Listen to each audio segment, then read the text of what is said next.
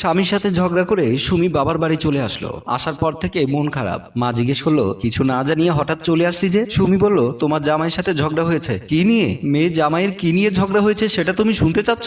মা আমতা করে বলল, না এমনি, 1 মাস হলো বিয়ে হয়েছে, রাগ করে বাড়ি চলে আসা কি ঠিক হলো? মা, তুমি হয়তো ভুলে গেছো, বিয়ের 3 বছর আগ থেকে আমাদের সম্পর্ক, তবু এভাবে চলে আসা ঠিক হয়নি। মায়ের সাথে আর তর্ক বাড়ালো না সুমি। সারাদিনে স্বামী শতাধিক কল দিল, রিসিভ করলো না। লোকটা বুঝুক বউয়ের সাথে ঝগড়া করলে কি পরিণতি হয়। আবির অফিসে বসে কাজ করছে। আবিরের কাজে আজ মন বসছে না, কারণ আবির আর সুমি ঝগড়া হয়েছে। সুমি ঝগড়া করে বাবার বাড়ি যাওয়ার পর থেকে আবির মন খারাপ করে আছে। আবির টেলিফোন থেকে সুমিকে ফোন করেই যাচ্ছে। সুমির ফোন বন্ধ দেখায় আবির চিন্তায় পড়ে গেল। এমন সময় অফিস রুমে প্রবেশ করলো আবিরের কলিগ সুমন। এসে আবিরকে বলল, ভাবির সাথে ঝগড়া করেছেন নাকি? সকাল থেকে দেখছি আপনার মন খারাপ। আবির কোনো কথা বলছে না, চুপচাপ বসে রইল। সুমন আবারও জিজ্ঞেস করলো, ভাবির সাথে ঝগড়া করেছেন? আবির বলল, আপনার ভাবি ছোটখাটো বিষয় নিয়ে ঝগড়া শুরু করে দেয়, অনেক চেষ্টা করি, কিছুতেই বুঝ মানে না। সুমন বলল, সংসারে তো ঝগড়া থাকবেই, ঝগড়া বিবাদ নিয়ে একটা সংসার, তো আজকে কি নিয়ে ঝগড়া করেছেন? আবির বলল, কি নিয়ে আর ঝগড়া করব, ঝগড়া করার তেমন কোনো কারণ ছিল না, সামান্য একটা বিষয় নিয়ে ঝগড়া শুরু করে দিল। আবির অফিসে যাবার জন্য রেডি হচ্ছিল। এমন সময় সুমি এসে আবিরের সামনে দাঁড়ালো। তুমি কি কিছু বলবে?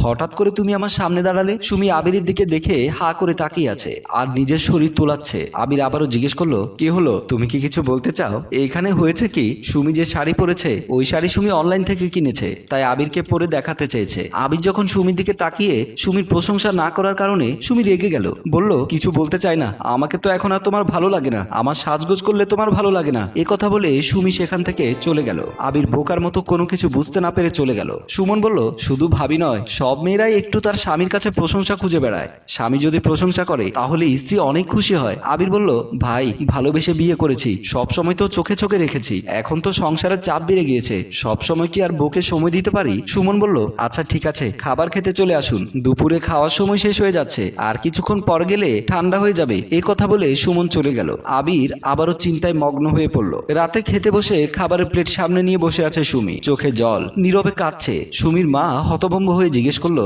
কাঁদছিস কেন? সুমি চোখের জল মুছে বলল, ও রাতে নিশ্চয় না খেয়েই থাকবে। মা বলল, কিছু একটা বানিয়ে খেয়ে নেবে এখন। সুমি বলল, তুমি তো ওই তেলাপোকার বাচ্চাকে চেনো না, না খেয়ে থাকবে, তবুও রান্না করবে না, বাইরেও খেতে যাবে না। মা বলল, রাতে কল দিলেই তো দেখি জামাই রান্না করছে। সুমি বলল, আমি সাথে থাকলে তখন করে, একা থাকলে করবে না, ওকে আমি চিনি, আমি বাড়ি যাব, বাবাকে বলো রেখে আসতে। মা বলল, রাত 9টা বাজে, যেতে যেতে 11টা বাজবে, এত রাতে যাবি? হ্যাঁ যাব। মা বলল, কাল না হয়ে যাস? সুমি বলল, এখনই যেতে হবে, আমি জামাইকে কল করে বলে দিচ্ছি কিছু একটা বানিয়ে খেয়ে নেবে, তুই কাল ভোরে চলে যাস। সুমি রেগে বলল, উফ, তোমায় কি সব বলে বোঝাতে হবে? মা হোক কি করে বলি, ওই তেলাপোকার বাচ্চাটাকে না দেখলে আমার রাতে ঘুম হবে না। মা মেয়ের মুখে এমন কথা শুনে মা বললেন, যা ইচ্ছে তাই বলে, কিছুই মুখে আটকায় না, অন্তত খাবারটা খা। সুমি বলল, খাবো না। মা বলল, ঠিক আছে, অনেক রাত হয়েছে, আমি রুমে চলে যাচ্ছি। এই বলে সুমির মা ঘরের ভেতরে চলে গেল। আর সুমি খাবার টেবিলে বসে ভাতগুলো নাড়াচাড়া করতে লাগলো। এদিকে দেখা যাচ্ছে আবির খাটের উপরে হেলান দিয়ে বসে আছে। সুমি নেই বলে আবিরের বাড়িটা খুব ফাঁকা ফাঁকা লাগছে। আবির সুমির কথা চিন্তা করছে। সুমির কথা চিন্তা করতে করতে সুমি আবিরকে ফোন করলো। আবির ফোন রিসিভ করে বলল, কেমন আছো তুমি? সুমি বলল, আমি যেমনই থাকি না কেন, তুমি কেমন আছো? আবির বলল, তুমি যদি বাড়িতে না থাকো তাহলে কি আর আমি ভালো থাকতে পারি? তুমি আর রাগ করে থেকো না, তাড়াতাড়ি বাড়িতে চলে এসো। সুমি বলল, আমি তোমার সাথে রাগ করে চলে এসে ভুল করেছি, তোমাকে ছাড়া আমার খুব একা একা লাগছে। আবির বলল, আমাকে ছাড়া যদি একা একা লাগে তাহলে আর পড়ে আছো কেন, তাড়াতাড়ি চলে এসো। সুমি বলল, তুমি চিন্তা করো না, আমি চলে আসবো। এমন সময় দরজায় কলিং বেলের শব্দ শোনা গেল।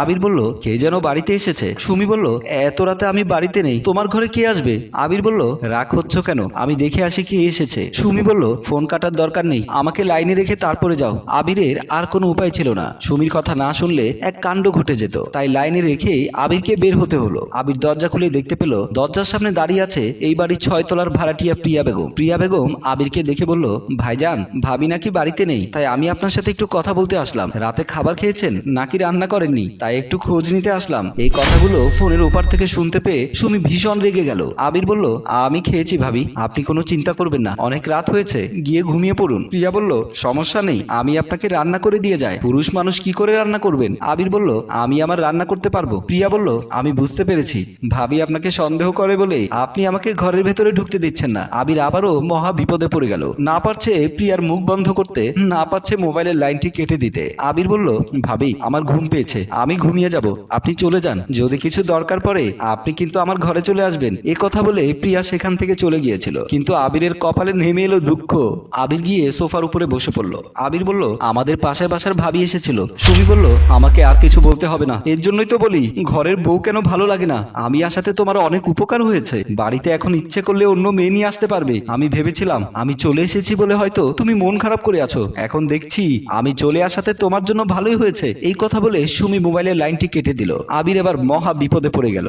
যাও সুমির মন গলেছিল তাও আবার বদলে গেল। পরের দিন সকালবেলা বাবা আর মা বসে আছে। সুমির মা বলল, মেয়েটা রাগ করে চলে এসেছে, জামাই বাবাজি নিতে আসলো না। সুমির বাবা বলল, তোমার মেয়েকে আমি অনেকদিন বলেছি জামাইয়ের সাথে রাগ না করতে, নিজের রাগকে কমিয়ে রাখতে, কিন্তু তোমার মেয়ে তো কারো কথাই শোনার নাম নেই। মা বলল, আমার মেয়ের আর কি দোষ, ছোট থেকে তো তোমার মেয়ে এমন ভাবেই চলাফেরা করেছে, তখন তো কিছু বলনি। বাবা বলল, এখন তো আর ছোট না, তোমার মেয়েকে সবকিছু বলে দিতে হবে। এমন সময় সুমি আসলো। সুমি এসে বাবাকে বলল, আমি তোমাদের জামাইকে তালাক দিতে চাই। তালাকের কথা শুনে বাবা মা চমকে গেল। মা বলল, কি বললি, তুই তো স্বামীকে তালাক দিতে চাস? বাবা বলল, তোমার মেয়ে পাগল হয়েছে, এত ভালো স্বামী পেয়ে স্বামীকে তালাক দিতে চায়। এই মেয়েকে আমার ইচ্ছে করছে এখনই গলা টিপে মেরে ফেলি, এখনই আমার সামনে থেকে চলে যেতে বলো। সুমি বলল, আমি বুঝতে পেরেছি, আমার কোনো দাম নেই, সব দাম এখন তোমার জামাইয়ের। এই কথা বলে সুমি ঘর থেকে বেরিয়ে গেল। মা বাবা চিন্তায় পড়ে গেল, কি করবে বুঝতে পারছে না। সকাল 10টার দিকে সুমির মন বদলে গেল। সে তার স্বামীর কাছে যাওয়ার জন্য তৈরি হয়ে গেল। ব্যাগ গুছিয়ে দিতে দিতে সুমির মা মুখ ভোতা করে বলল, ঝগড়া করে থাকতে পারিস না, তা করিস কেন,